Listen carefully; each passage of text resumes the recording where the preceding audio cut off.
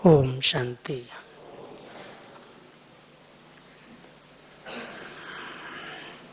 ये जनवरी मास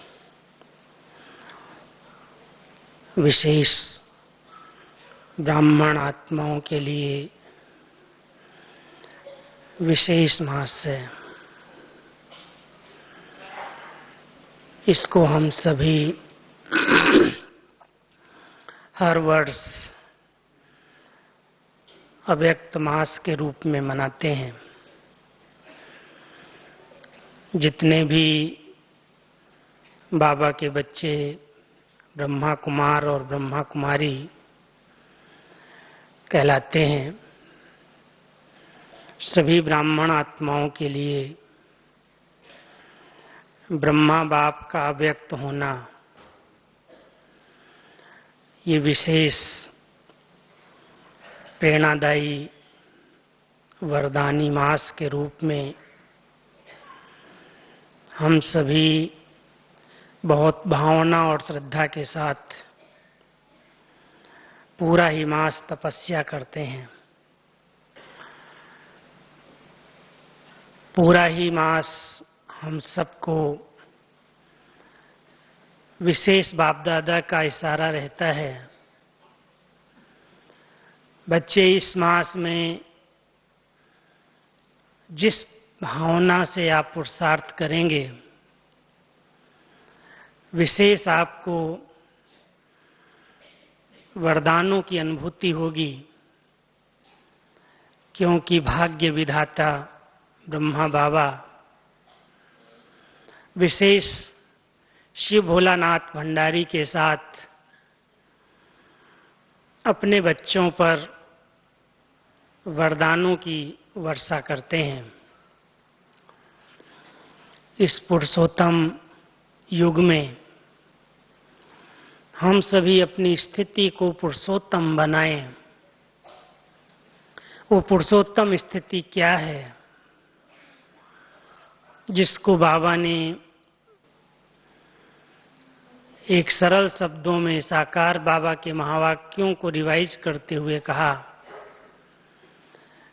कि बच्चे जितना समय हो सके देही अभिमानी स्थिति में रहो। ये एक नेचुरल बन जाए। जैसे आधा कल्प तक देह अभिमान के लिए कोई पुरुषार्थ नहीं किया, नेचुरल ही देह अभिमान में आए हो, ऐसे ही वर्तमान समय बाप समान बनने वाली आत्माएं नेचुरल देही अभिमानी स्थिति में रहें तो लक्ष्य और लक्षण समान हो जाएगा। तो पुरुषोत्तम माना ही पुरुष और स्त्री नहीं, लेकिन मैं आत्मा हूं, पुरुष आत्मा हूं और सर्वश्रेष्ठ आत्मा हूं। संगम युगी ब्राह्मण आत्माएं सारे कल्प में महान आत्माएं हैं, उत्तम से उत्तम आत्माएं हैं जिनको भगवान की पालना मिल रही है। और ये उत्तम आत्माएं पुरुषोत्तम स्थिति में तभी रह सकती हैं जब मर्यादाओं का संपूर्ण रीति से पालन करें। इसलिए पुरुषोत्तम शब्द के आगे मर्यादा पुरुषोत्तम कहा गया है। तो हम सभी मर्यादाओं को जानते हैं। बाबा ने हम सबको संकल्प, बोल और कर्म, मनसा वाचा कर्मणा, हर बात की मर्यादाएं बताई हैं। और जितना हम मर्यादाओं के अंदर रहते हैं, ईश्वरीय मर्यादाएं इस ब्राह्मण जीवन का श्रृंगार हैं। मर्यादाओं के अंदर रहने वाली आत्माएं अपनी इस देही अभिमानी स्थिति में, पुरुषोत्तम स्थिति में निरंतर रह सकती हैं। इसलिए इस मास में विशेष अटेंशन रख करके नियम और मर्यादाएं अमृत वेले से लेकर रात तक, सोने तक, हर कदम में इनका हम पालन करते चलें। जिसको बाबा ने कहा, बच्चे शिव बाबा को हाथ नहीं है, लेकिन शिव बाबा का हाथ है श्रीमत। अगर तुम बच्चे श्रीमत के कदम पर कदम रख करके चलते हो, माना बाबा के हाथ में हाथ है। तो श्रीमत ही मर्यादा है, और उस मर्यादा के अंदर जो ब्राह्मण आत्माएं रहती हैं वो पुरुषोत्तम स्थिति का अनुभव करती हैं। ये एक नेचुरल देही अभिमानी स्थिति रहती है।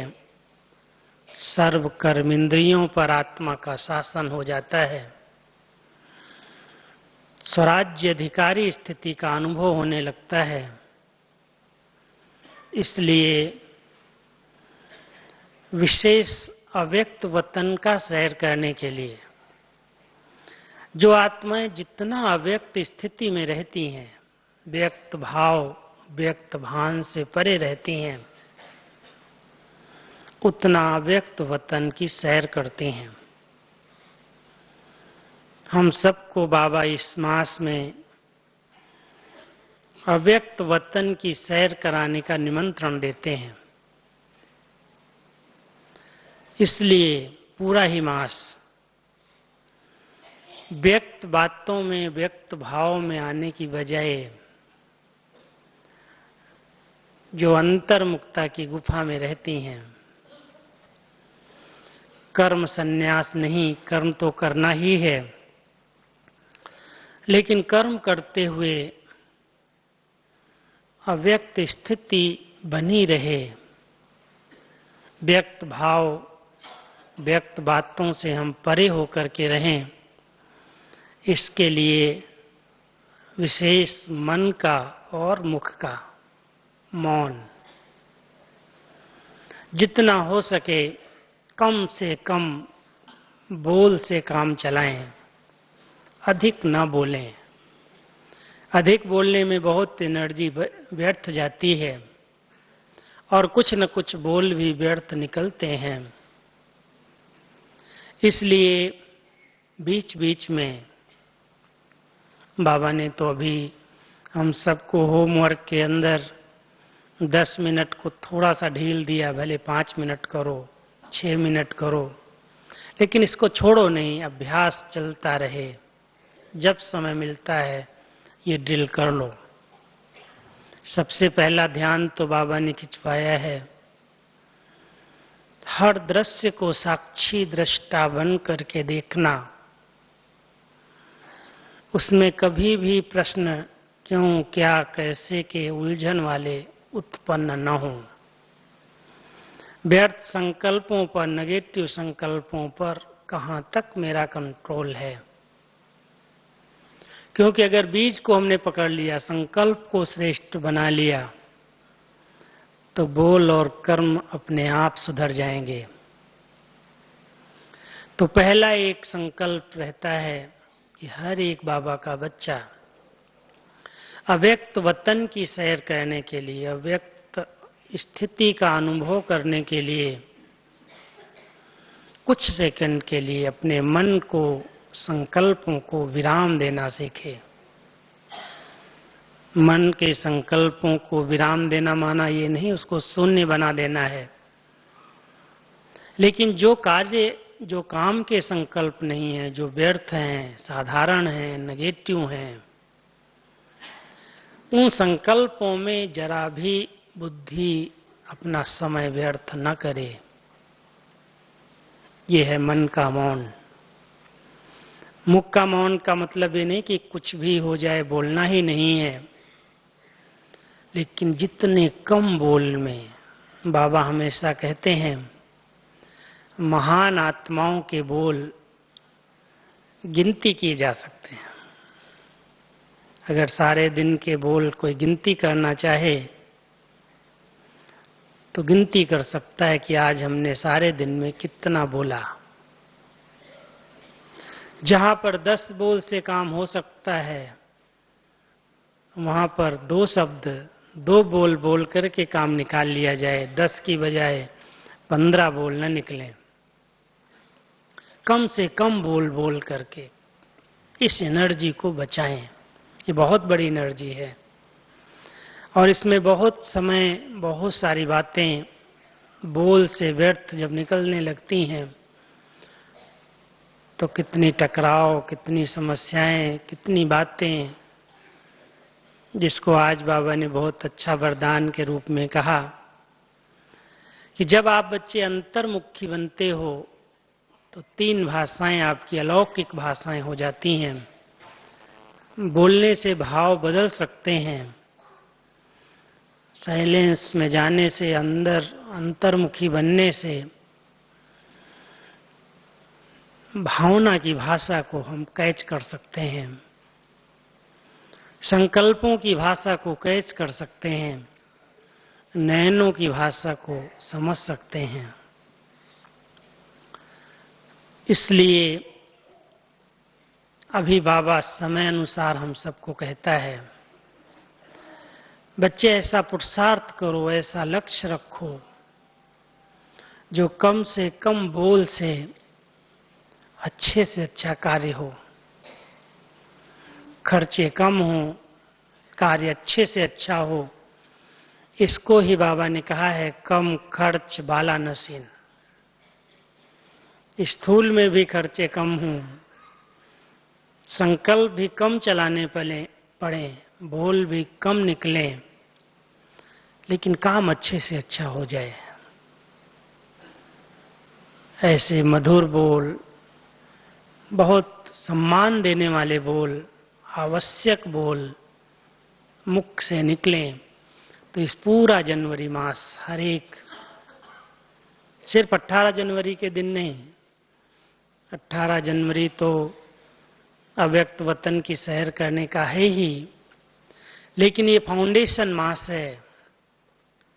पूरे ही 12 मास के पहले जनवरी आता है और इस जनवरी में हम सभी अगर विशेष लक्ष्य रख करके कोई भी चीज को, कोई भी अनुभूति को हासिल करना चाहते हैं, प्राप्त करना चाहते हैं, तो बहुत सहज, बिना मेहनत के प्राप्त कर सकते हैं, अनुभव कर सकते हैं। इसलिए संकल्प, बोल कहीं पर भी व्यर्थ न जाएं, इस बात को हर एक अंडरलाइन करे। क्यों, क्या, कैसे की उलझन में मन उलझ न जाए। अपने पार्ट को और अन्य आत्माओं के पार्ट को बहुत न्यारे प्यारे होकर के, साक्षी दृष्टा बन करके देखें। करावनहार की स्मृति में रह करके इन कर्म इंद्रियों से कर्म कराएं। ये देही अभिमानी स्थिति नेचुरल नेचर बन जाए। इस बात को अगर हम सभी लक्ष्य रख करके पुरुषार्थ करेंगे तो बहुत सुंदर अव्यक्त वतन के अनुभव कर सकेंगे। बाबा सैर भी कराएगा, सेवा भी कराएगा। बाबा ने कहा कि अभी तक बच्चों को मनसा सेवा करने का अभ्यास बहुत कम है। इस सेवा को बढ़ाओ। जब किसी से कहते हैं, बात करते हैं, सबसे इजी सेवा कौन सी है, कहते सबसे इजी है मनसा सेवा है। लेकिन मन अगर कंट्रोल में है, मन अगर शक्तिशाली है, मन पर अगर हमारा संपूर्ण नियंत्रण है, जब चाहें हम उसको ब्रेक दे सकें। ऐसे नहीं चल रहा है, चलता जाए, उसको रोक सकें और जिधर चाहें उधर मोड़ सकें। रोकना ही सिर्फ नहीं, अगर गाड़ी को ब्रेक देना ही आता हो, मोड़ना ना आता हो, तो मंजिल मिलती नहीं है। इसलिए केवल फुल स्टॉप न लगाएं, लेकिन अपने संकल्पों की गति को मोड़ दें।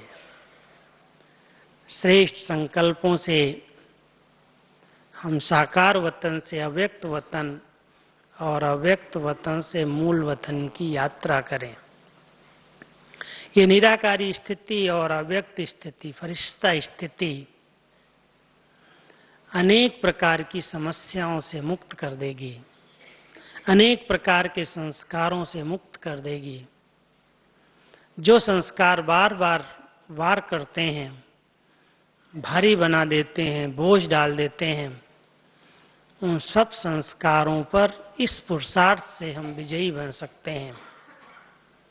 आज बाबा की मुरली में 2 इशारे थे विशेष। एक तरफ बाबा ने कहा सहज योगी जीवन के लिए कमल आसन पर विराजमान रहो। कमल आसन योगियों का आसन है। आप सभी विचार करना, हमारे यादगार में देवताओं को एक कमल आसन दिया गया है। संगम पर हम ब्राह्मण आत्माएं जितना लाइट रहती हैं, हल्की रहती हैं और प्रकाश स्वरूप स्थिति में रहती हैं, उतना इस आसन पर रह सकते हैं। सब कुछ करते, सबके साथ संबंध निभाते, न्यारी और प्यारी स्थिति रहे, निर्लिप्त स्थिति रहे, यही कमल आसन है।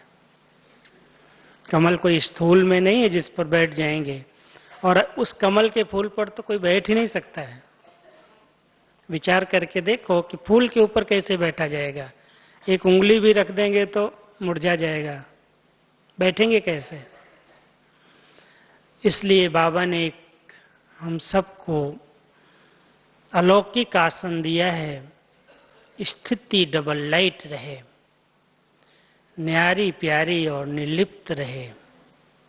स्थिति को जमाने का विशेष पुरुषार्थ इन 2 मास में हम सब करें। इसलिए 8 स्थितियां हम सबको भेजने का कोशिश की है। पहली स्थिति ये है, पुरुषोत्तम स्थिति जब हमारी बनेगी तो उसके बाद हम इच्छा मात्रम अविद्या स्थिति का अनुभव कर सकेंगे। क्योंकि इच्छाएं ही सबसे अधिक प्रॉब्लम पैदा कर रही हैं। हमारा एक बहुत सुंदर स्लोगन जगह जगह पर लगा हुआ है, सेंटर्स पर भी रहता है, इच्छाएं कम कर दो तो समस्याएं कम हो जाएंगी। सभी समस्याओं का कारण इच्छाएं हैं। कई बार हमें स्थूल सब बाबा ने प्राप्तियां करा दी हैं, उसकी इच्छाएं नहीं रहती हैं,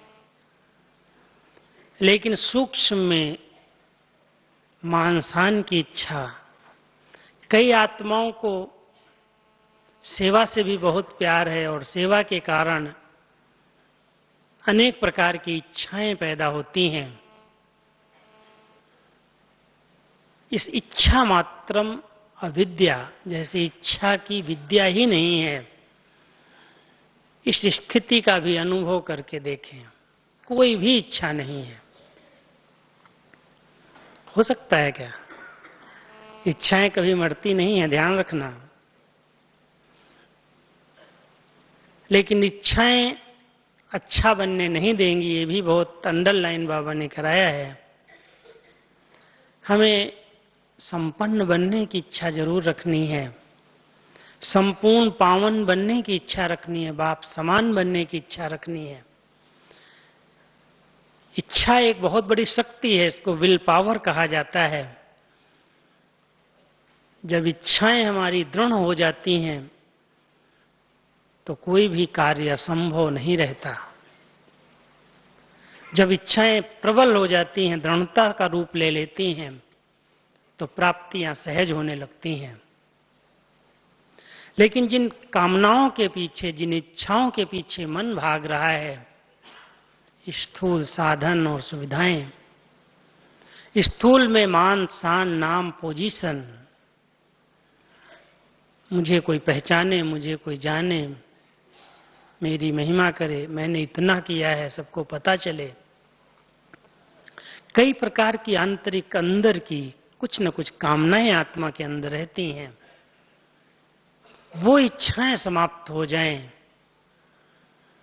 और आत्मा अपने श्रेष्ठ मंजिल को पाने के लिए तीव्र इच्छा से, तीव्र वेग से पुरुषार्थ करे कि बाबा ने मुझे मंजिल दी है, इसको मुझे पाना ही है। तो जितनी एक तीव्रता का पुरुषार्थ होगा, वो लक्ष्य होगा पक्का, तो लक्षण अपने आप आते जाएंगे। इसलिए दूसरे सप्ताह का पुरुषार्थ है इच्छा मात्रम अविद्या स्थिति। चेक करना, ब्राह्मण आत्माओं को ये चेक करना पड़ेगा कि बाबा के बनने के बाद कौन कौन सी इच्छाएं अभी तक रही हुई हैं जो मुझे परेशान करती हैं। परेशान करने वाली इच्छाएं समाप्त हो जाएं। केवल एक ही इच्छा है, मैं बाबा के समान बन जाऊं, संपन्न बनूं, संपूर्ण बनूं।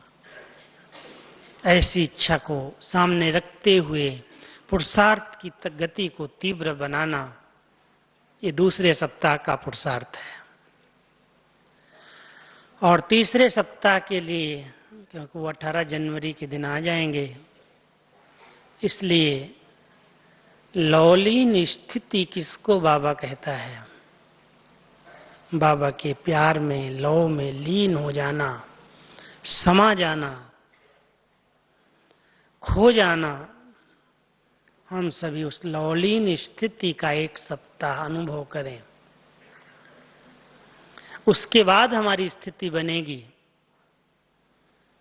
चौथे सप्ताह में अचल, अडोल, एक रस।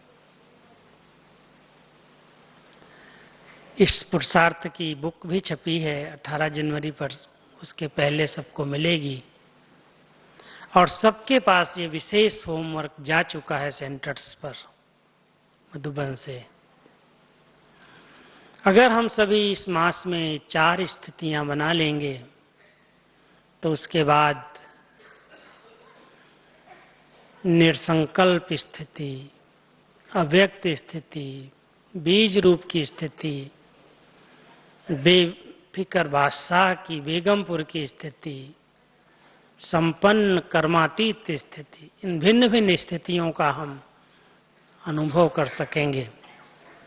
क्योंकि स्थिति जमाने के लिए हम बाबा के बच्चे बने हैं, स्थिति बिगाड़ने के लिए नहीं।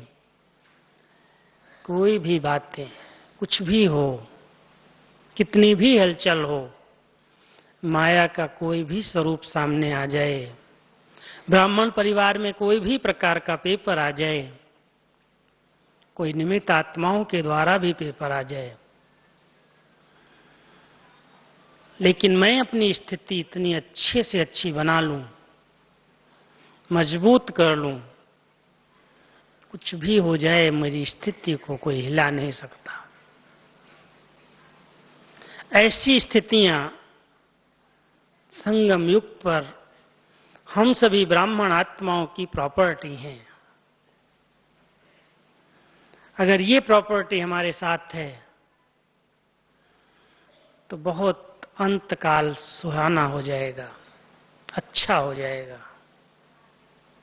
किसी आत्मा की चलते चलते किसी पेपर के कारण ब्राह्मण आत्माओं के संगठन में, परिवार में कुछ न कुछ संस्कारों का, स्वभावों का, सेवाओं के विस्तार में कुछ तेरे मेरे का, एरिया का बहुत सारा बंधन आता है, हिसाब किताब आता है।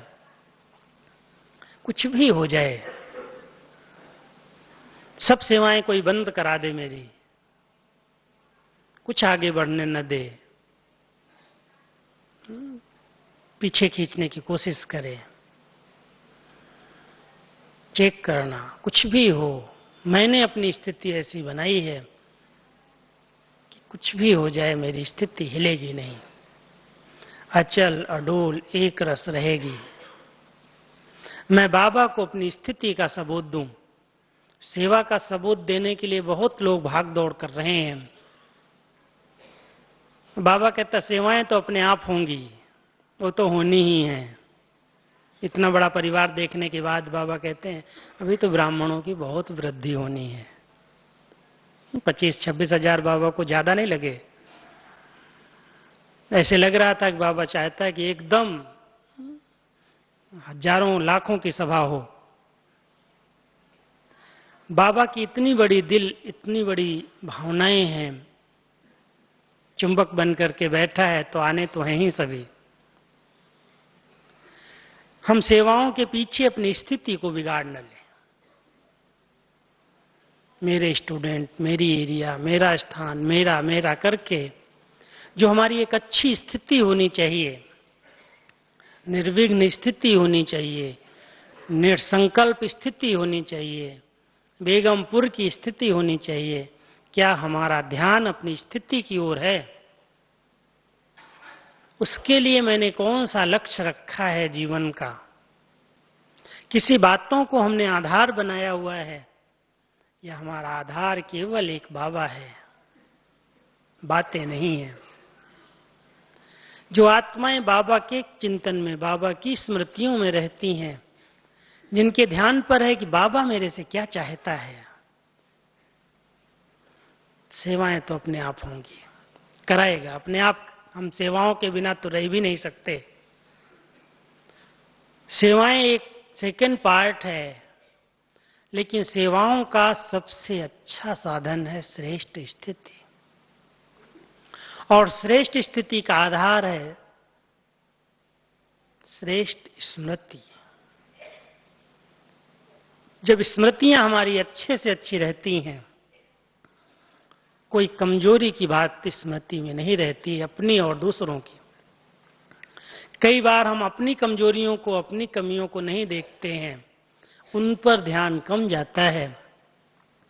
लेकिन दूसरा अगर व्यक्ति सामने आ जाता तो उसकी सब कमजोरियां, उसकी सब कमियां, उसने कब मुझे क्या कहा था, इसके साथ मेरी कौन सी घटना घटी थी, हो सकता है 5 साल 10 साल हम उसको भूले हुए हों, लेकिन अगर वो व्यक्ति सामने आ जाता है, फौरन वो स्मृति आ जाती है कि इस व्यक्ति ने इस समय मेरे साथ ऐसा व्यवहार किया था, ये है ऐसा, इसे संभल के रहना। बहुत सारी बातें उसके प्रति उस समय जागृत हो जाती स्मृति के अंदर। पास्ट की स्मृतियों पर ब्रेक लग जाए और उसकी विशेषताओं पर हमारा ध्यान जाए, हम अपनी स्मृतियों को चेक करें। अगर पास्ट की व्यर्थ और नेगेटिव बातें, कमजोरी की बातें, स्वभाव और संस्कार की बातें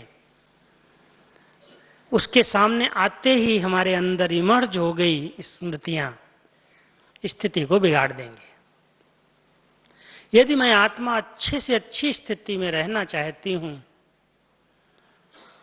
तो बाबा जो रोज हमें होमवर्क दे रहे हैं, उसका रोज सुमिरन करते करते स्मृति स्वरूप बन जाए। सुमिरन जरूरी है। पहले हमने चिंतन किया, मनन किया, सुमिरन किया, और सुमिरन करते करते हमारा स्वरूप स्मृति स्वरूप बन गया। अगर सुमिरन ही नहीं है, अगर कहें हम आप बाबा की मुरली रिवाइज कीजिए, हमको तो याद ही नहीं रहता है, याद ही नहीं है। वैसे अगर पूछा जाए तो दुनिया भर की बातें याद रहेंगी। लौकिक परिवार के अंदर क्या हुआ, कौन है, कितने संबंधी हैं, पता नहीं कितनी बड़ी लिस्ट सामने रहती है, सब बातें याद आ जाती, स्मृति रहती है। लेकिन बाबा की मुरली में आज क्या था, स्मृति कोई याद कराता है तो भी याद नहीं आती, एक बात भी कभी कभी याद नहीं आती। इतना स्मृति पर हमारा अटेंशन नहीं है। इसलिए बाबा कहता अटेंशन और चेकिंग, बार बार उसको रिवाइज करो। रिवाइज करने से स्मृति का स्वरूप बनते जाएंगे, और जब स्मृति में बातें रहेंगी तो स्थिति अच्छी बन जाएगी, और स्थिति अच्छी बन जाएगी तो परिस्थितियां कैसी भी क्यों ना आ जाएं, विजय हुई पड़ी है। इसलिए हर एक को अपनी स्थिति जमाने का पुरुषार्थ करना, जमाना है। छोटी छोटी बातों में, मैं इस बार कोई से मिल रहा था, हमने कहा एक चार्ट मधुबन में आप भेज सकते हो। एक चार्ट सिर्फ भेजना कि मेरी मूड सुबह से रात तक इस जनवरी मास में, एक मास के अंदर कभी भी कोई मूड बिगड़ी तो नहीं। कभी बहुत ऊंची मूड और कभी एकदम अपसेट, कभी एकदम हर्षित, जैसे सब प्राप्तियां बाबा ने करा दी, खुश मूड, खुश मिजाज, कभी एकदम निराश, कभी दिल से कष्ट। सोचना, बाबा आपको बहुत मदद करेगा। वरदानी मास है, और इस मास में भी अगर मूड नीचे ऊपर होती रही तो फिर पूरे साल क्या करेंगे। इस मास में आप चेक करना कि मेरी मूड सचमुच एक रस रही, कुछ भी हो जाए होने दो। बाबा हमारा सर्वशक्तिमान साथी है। इंजेक्शन तो लग गया ना साथी का, उससे सब बीमारियां ठीक हो जाती है। एक इंजेक्शन लगा देते उसको लाइफ मिल जाती है। हमको बाबा ने ज्ञान का इंजेक्शन लगाया है, अपने साथ का इंजेक्शन लगाया है। हम बाबा के साथ रह करके चेक करें, देखें। जब भगवान हमारा साथी है, सर्वशक्तिमान हमारे साथ है, तो कुछ भी हो जाए मैं अपनी मूड खराब होने नहीं दूंगा, बिगड़ने नहीं दूंगा। एक रस मूड, हर्षित चित्त, हर्षित मूड, बेफिक्र स्थिति, बेगमपुर की स्थिति, कोई गम नहीं, कोई चिंता नहीं। पेपर कितने भी आए सब पार हो जाएंगे। साथी सर्वशक्तिमान है, हमारे साथ स्वयं भगवान कंबाइंड है, कोई साधारण नहीं है। इस विशेष स्मृति से अगर हम सभी इस मास में लक्ष्य रखें, इस वरदानी मास के अंदर हम अपनी एक रस मूड से, व्यक्त और व्यर्थ बातों से मुक्त रह करके अव्यक्त वतन की सैर करेंगे और इन विशेष स्थितियों का अनुभव करेंगे, मैं समझता हूं हमारा ये मास सफल हो जाएगा। और आने वाला पूरा वर्ष, पेपर का वर्ष भले हो, कितने भी शारीरिक संबंध के, शरीर के, प्रकृति के, धन के, संपत्ति के पेपर आ जाएं, लेकिन मैं आत्मा अपनी श्रेष्ठ स्थिति के द्वारा हर पेपर को पार करके बाबा से नंबर 1 का सर्टिफिकेट लूं। 5 बातों का चार्ट इस मास हर एक नोट करना। भिन्न भिन्न सरकमस्टांस व अनेक प्रकार की हलचलों की बातों में अचल स्थिति रही। बातें कैसी भी हों, स्थिति अचल। क्या और क्यों के प्रश्नों के बजाय फुल स्टॉप लगाया। कितनी देर में लगा, चेक करना। पहले अचल स्थिति कितना समय रही, कोई भी हलचल वाली बात आई, मूड नहीं बदली, अचल रहे, और फिर फुल स्टॉप लगा। दूसरा प्रश्न है, व्यर्थ, साधारण और नेगेटिव विचारों को श्रेष्ठ सकारात्मक विचारों में परिवर्तन किया। व्यर्थ, साधारण और नेगेटिव विचारों को श्रेष्ठ सकारात्मक विचारों में परिवर्तन किया। तीसरा, युक्तियुक्त मधुर और सम्मानजनक बोल बोले।